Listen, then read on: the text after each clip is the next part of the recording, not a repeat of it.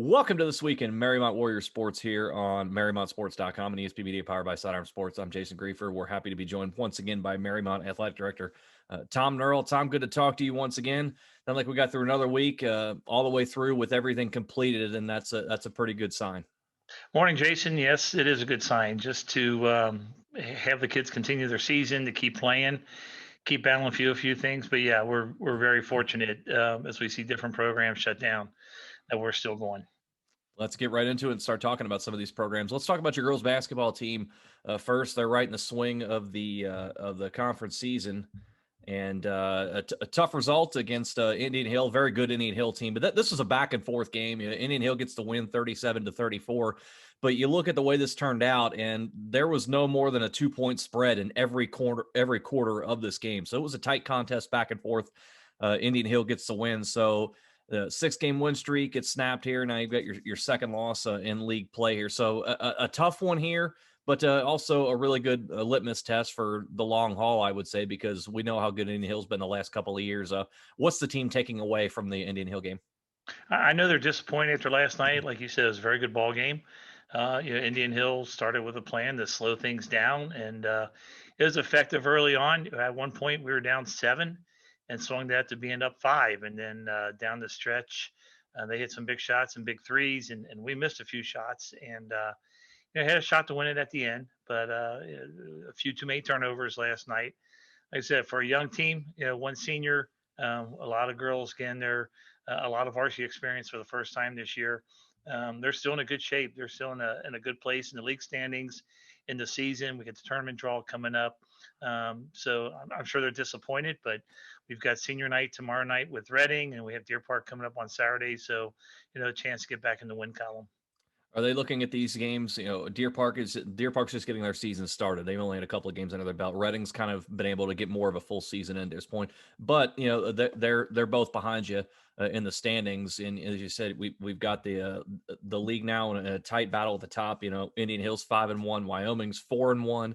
Your team's sitting at 6-2. Are these two games that your girls are looking at as really good bounce back opportunities? I think every game's a good bounce back opportunity. You can't take anyone for granted, especially in this league, because that's when they get knocked off. And that's what Coach Sprain preaches to them regularly. So, be a good walkthrough workout for them today. Again, it's a 3-day game week, and that's a grind. So, just get out and run some things. Reading's been playing a few teams tough, and so that's going to be a challenge on senior night. But yeah, a good chance. You're certainly not staring down at Indian Hill or Wyoming, so a little bit of a break, but you still got to come ready to play because those are the ones that knock you off. And I just gave both schools some bulletin board material, so shame on me. They'll watch this after the fact, so we'll be fine on I'll that tell them what it is. regard. Let's move on to the boys' side here, and they're a bit of a rough stretch. Did get a win over Finneytown, a nice 66-51 win over Finneytown to get that third win in league play. But overall, now you've played some really tough teams at this point in the schedule. The schedule is very tough at this stretch. Drop 5 of 6, and the last one coming against Wyoming, and folks that know Wyoming know how good they are defensively, game in and game out. But this game, they got it going on the offensive side. I'm looking at some of the numbers here. 19 assists in the game. They shot 54% of the field and made 12 threes. And I've covered some Wyoming games this season. That is a very atypical night for Wyoming offensively. Is the team looking at this as just one of those nights where Wyoming just seemingly could not miss and maybe isn't necessarily an indicator of how your team performed defensively? Well, as Coach Caldwell told me, later on in the evening that night, on the bright side, we only gave up two-point baskets in the first half. Mm. Unfortunately, everything else was a three. Yeah. Yeah, they just shot lights out, and like you said, it was a typical for them. We thought if we hold them to their normal output, it'd be a good game, and it was 32 all, in the third quarter. So we had a couple turnovers. They hit a couple big threes. Wow, they just shot lights out. I even suggested to Coach Caldwell that maybe we wear our road uniforms tonight because it seems like on this new floor, the road teams come in and just shoot lights out. I mean, Elder just shot phenomenally, and they're having a good year too. But Wyoming comes in, they shoot lights out. It's like, oh, maybe we should wear the road uniforms, and maybe we'll shoot lights out. But no, the team's playing hard. Another big opportunity tonight with Indian Hill with a game that was close up there. So yeah, I think the boys are looking forward to it. Um, yeah, and they just keep grinding away. And as you said, a tough league. And as you said, anybody can beat anybody on any night. We talked about that with the girls' side. Of course, Indian Hill, they delayed the start of athletics until just a couple of weeks ago, but they're off to a nice start there. So you get them, and then Finneytown a little bit later on. This is a tough stretch coming up for your team, because they're going to spend a lot of time on the road. Coming up here and looking at the schedule, and as it stands right now, 5 of your final 7 games slated to be on the road at this point. Does that put any more importance on the game tonight against Indian Hill to take care of business at home before you go on the final 5 out of 6 away? I don't know, because we spent the whole month of January at home, except for the one Indian Hill game. So this is just a crazy year. We started with the first 7 or 8 on the road, and then we have this stretch here at home, and then we finish up, like I said, next Tuesday we have Reading home, and then I think we're at Madera, we're at Deer Park, we're at New Richmond, we're at Reading. So no, it's just a streak, and you got to go out and play. Most of the courts are the same length, and the baskets are the same height, and the balls, most of them bounce the same way everywhere. So we just got to go play, and sometimes going away from home is good too. And through this season, with the way things have gone, both your team, both the girls and the boys, off to pretty good starts in league play. Given everything that's gone on, as you said, with the boys in particular, you spend basically the entire month of December on the road. You're going to spend pretty much the entire month of January at home, and then you're going back on the road, in February. How have they handled that? Just kind of being gone all the time, then being back home, and then preparing to go on the road once again. Um, I don't know. It's nice to be home, that you're not riding the bus and everything else, but I don't know. This year is so crazy with all that, with all that we've had going on with construction, and then the floor getting flooded. We're really fortunate to be playing home games at all. So we'll take what we can get, and then we'll just all the tournament games are on the road, so Yeah. you gotta get ready for it sooner or later. So I guess sooner is good, and we'll be well prepared for the tournament. Let's jump into the pool. And since we last talked, the team had its last home match of the year against Madeira, and we've talked in the past for how that's a big rivalry there, Mariemont and Madeira. How did the team fare out there in that match? And what are they? Postseason's right around the corner. Less than 3 weeks out there. What are they working on from that match and going forward towards the postseason? Yeah, it was a very exciting match. It was a lot of fun, because Madera was able to have their senior night at a swim meet at our pool, and a couple, their senior parents could stay and see the meet. So, and they've got a large team. It's a well coached team, and it was a fun match. And I know going into the last race, or last 2 races, I think Madera was up 4 in the girls, and up a few in the boys, and we got the wins, and got the matches. Um, yeah, just it was a fun meet, and a very spirited meet. It was the last home meet, so it was sad for our seniors, Mm. and some of our senior parents. But it was a fun meet, and now we focus our sights on the sectional tournament. That's going to be a little bit different, with no parents in the stands, no fans in the stands, swimmers only at 7 different venues. But we can start our for people who need to start their taper. We can start that.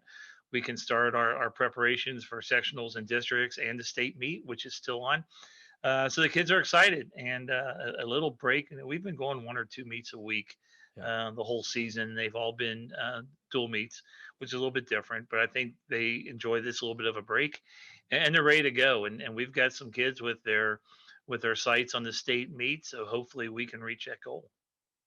Yeah, we talk a little bit about that Marymount Madeira rivalry, and we've talked here on the show in seasons past about how big that is for that area, and how intense it can be for both fan bases. It's a very healthy rivalry. I wouldn't say it's mean spirited one way or the other, from what I gather, but very healthy rivalry. Does it give the student athletes kind of a sense of relief that they can, with everything going on, that they can have the time, at least some time, to enjoy that rivalry once again, when nobody even knew if we would even be able to have this rivalry at any point at all this year?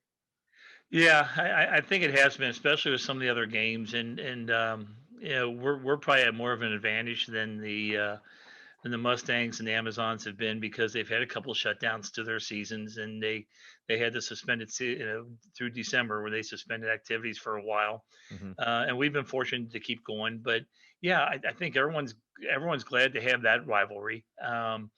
Like you said, I think there's a lot of respect there with the back and forth. A lot of our athletes know their athletes. They swim against each other in the season, or they play in summer leagues against each other. And our coaching staffs have done some things.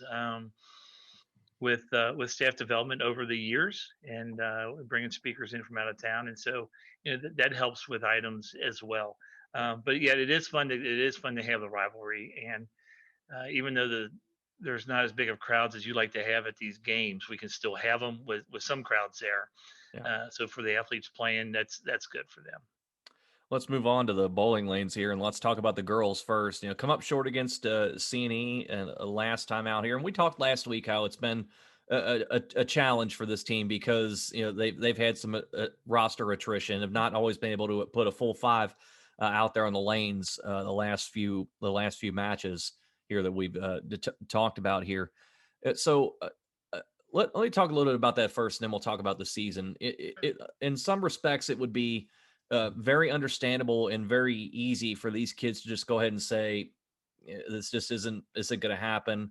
I'm just going to opt out," and it would be a very understandable thing if they wanted to do that. But that has not happened. You still have these kids wanting to go out there to compete, want to try to get better and improve themselves, and go out there and compete against CNE, Reading, Deer Park, the last couple of weeks there. What does it say about these kids that they still want to go out there knowing that they're, against pretty tough odds? I think high school kids in general are pretty resilient. I know high school athletes are because they know they have to recover from losses, they have to recover from bad breaks and things like that. But they're resilient. This is their season, and there's some factors. I know Coach Barrs told them there are some factors that you just can't control during your season, and all you can control is your effort, and you can control your input to it of how much you practice and how much you try to get better, and your mental mindset. And that's what athletes have to have. And so from that aspect, I think they carry that in. And as we said, I think last week, that we may not qualify as a team, but we got some individuals who can qualify, and that's what you have to. That's what you have to have. We start seeing across the country more states opening up athletics because they're seeing how important school is and how important these activities are to our youth. Yeah. And we've been very fortunate to keep going. But I think our kids have been pretty resilient. Just keep hitting the lanes, and we'll start getting ready for the tournaments now. We've got the Warrior Classic coming up, I think on February 7th, Mhm. and we'll have 8 boys teams, 8 girls teams in there. So there's still a chance to win some hardware throughout the season. It's a Division II tournament, and have some fun with it at Madison Bowl. Yeah, a lot of time you're going to be spending at Madison Bowl here over the next couple of weeks to finish out the regular season. Not a bad thing. You get The comfortable with diner the is lanes. really good there. I think I've had their whole menu. Their diner is highly recommended. There you go. There's a plus. See, Madison Bowl will appreciate this Yeah. when they tune in to listen or watch the podcast here. But they've got scheduled matches with Summit and Norwood coming up. They're actually scheduled to see Summit twice in the next week or so. So a good chance there to get some good action in there. Are these last couple of weeks in the regular season just trying with this, especially with the girls team? We'll talk about the boys in a second. Just trying to get back into form with a full complement of bowlers out there, and so that they're in top form heading into the Warrior Classic and then the postseason. Yeah, just getting them back together, having them bowl as a team, regain that energy that they had early on, and then just figuring out how the lineup works. Who's going to be lead off, who's going to be sixth person, and just making it all work, and get their strategy ready for the tournament.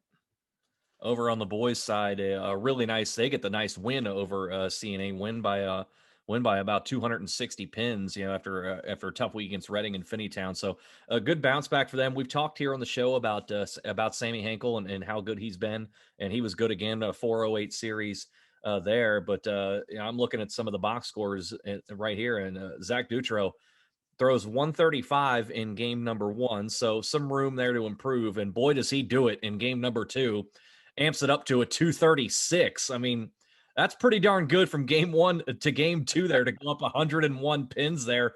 What were the coaches saying about Zach and how he was able to turn that around so quickly and go up his score by 101 from 1-2? I don't know, but if you had sabermetrics for bowling, what would that do to your WAR? Your wins above replacement. You just when you look at some of these things like that, Yeah.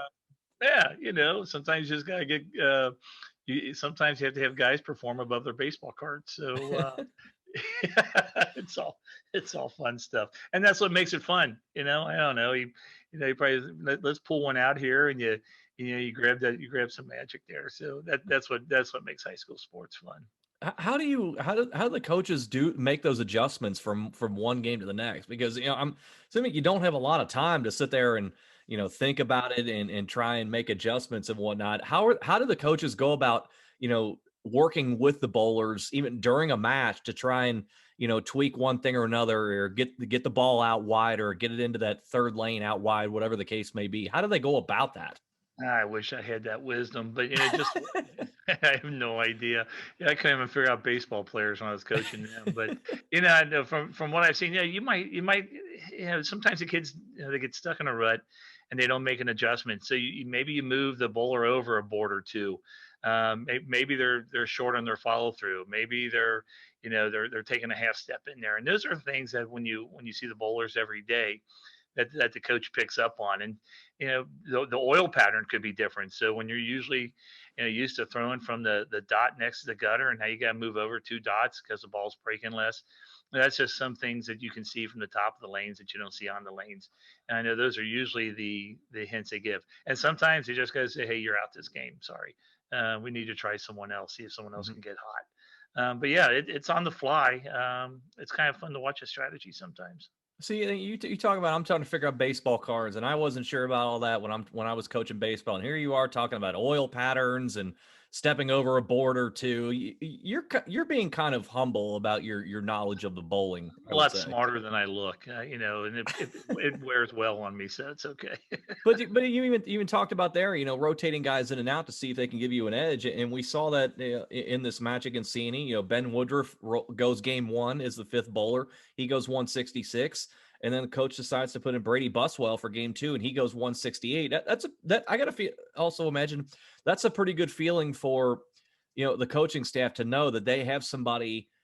Guys they can bring in, off the bench per se, to come in the second game of a series and step in and perform like that.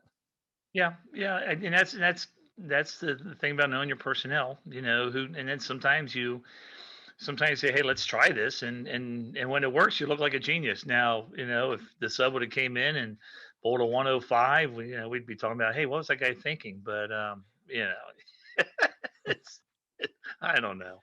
Well, it said that's why you've got him there. That's why you've got him there as a coach, and of course they're going to be spending the boys are a lot of time at Madison Bowl over the next couple of weeks. Shout out to the Madison Bowl Diner once again.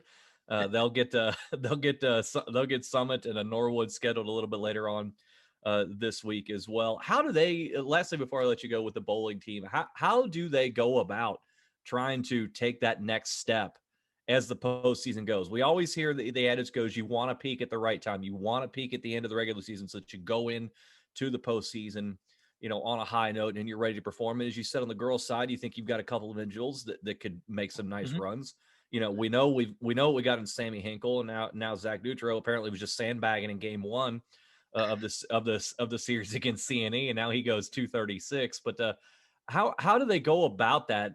The process of taking their games to the next level as they get ready for the postseason and also the Warrior Classic coming up. I don't know. I mean, it's with any athlete, it's all confidence, it's all Mhm. mindset. Do they eat the same things for lunch? Do they wear the same lucky shirt? I don't know. I'd have to say it's all confidence, it's all mindset. Knowing you're familiar with Madison Bowl, we have a lot of matches there. I know Mhm. coaches scheduled a couple matches on the lanes where the tournaments are going to be, just to get some familiarity with those. It's all confidence going into the game with any athlete, and I think the bowlers are the same. But you know, if you've ever been in a bowling match, there's a lot of cheering that's going on. There's a lot of chants. There's a lot of fun, and so when that's there and they get that back into their game, I think that helps them too. Just the spirit of the match. So, yeah, and I guess the other thing is not scheduling too many matches that you start to get arm tired. Swimmers taper for a reason. The basketball teams kind of slow down their season towards this point of the year as well. You don't want to get worn out in practice. You don't want to get worn out in the regular season matches. You want to have some stuff left in the tank. And I think bowlers are the same way, that you don't want to have all these makeups in the last 2 weeks before the tournament and you start getting a little arm weary. And so I think that plays into it as well. Well, and they're definitely heading in the right direction. Of course, next week we'll talk about the Warrior Classic and kind of everything that's going to go into that, as well as the bowling teams wind down the regular season. But nevertheless, overall, a really good week at Mariemont Sports, and the fact that we got another full week in at Mariemont Sports without any pauses, that's certainly a good thing as well. Tom, certainly appreciate the time, and we'll look forward to do it again next week. Jason, thanks for having me. Any week we're playing is a good week, so we'll just keep chalking them up. And we'll look forward to talking about another good week next week here on the podcast. That is Mariemont Athletic Director Tom Nurl joining us on MariemontSports.com for this week in Mariemont Warrior Sports here on ESP Media, powered by Sidearm Sports.